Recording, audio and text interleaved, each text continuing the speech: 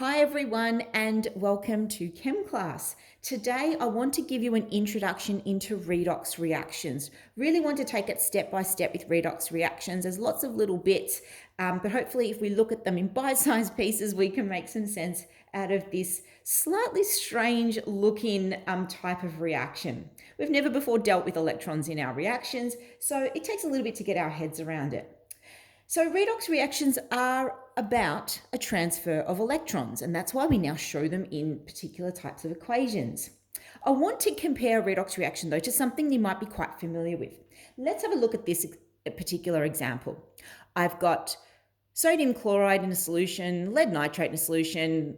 They switch the partners, you might think of it that way, and they make some sodium nitrate and some lead chloride as a solid. So what's really happened here is that we've got sodium chloride, and we know that those particular species exist as Na plus and Cl minus, and over here Pb2 plus and NO31 minus. And then when you look over here, they're still the same. The sodium is still an Na plus, the nitrate is still an NO31 minus, and Pb2 plus and Cl1 minus. So essentially the species has not changed in this reaction. All that's changed is what that species is bonding to. And we know that in this particular one, because two of these species started off in a solution and then ended up as a solid, we call this a precipitation reaction. Okay, so let's compare this to a nice simple redox reaction. Here we have sodium existing as a metal. So that's just your metallic bonding model. There's just Na, just sodium atoms. And we're going to react it with some chlorine gas. And here you might recognize that's a covalently bonded molecule. It's two chlorines. But when they join together, the sodium that's in the metallic bonding and the chlorine that's in the covalent bonded molecule, they make an ionic compound, sodium chloride. Now you might recognize that an ionic compound is going to be made up of cations and anions. So we're actually made up over here as Na plus and Cl minus. But that's not how those particular species existed over here. We've gone from something that was just sodium to sodium as an ion, Na+. Something was just a chlorine atom to now a chloride ion, Cl-. This is what we call a redox reaction, because when we are creating ions, changing the ions, going from an ion to a non-ion, it means that something's happening with the number of electrons. So electrons are being moved. So this is called a redox reaction. Let's break down each of those parts. So something we do in redox reactions is we write half equations where we look at, let's say, the two sides of the story. So the first side of the story is the sodium.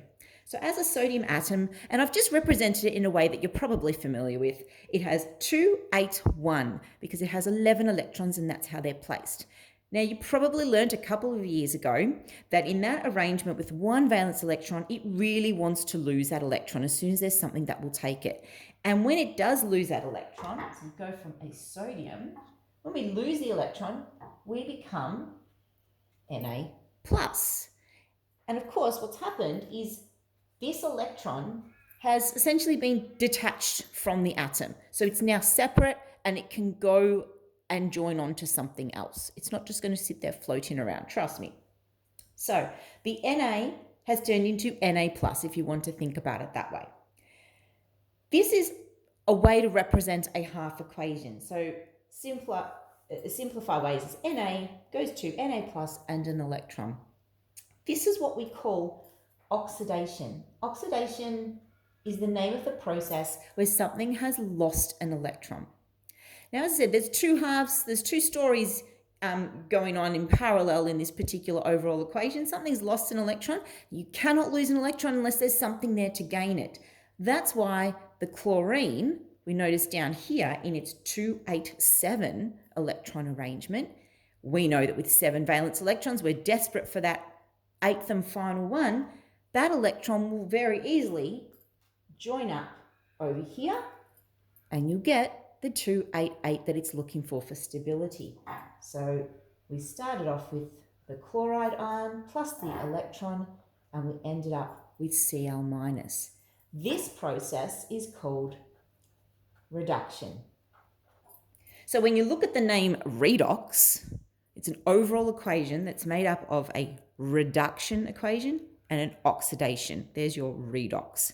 That's how the name is formed. You have to have both processes happening at once. As I said, you can't lose an electron unless there's something there to gain the electron, and that's what's happened.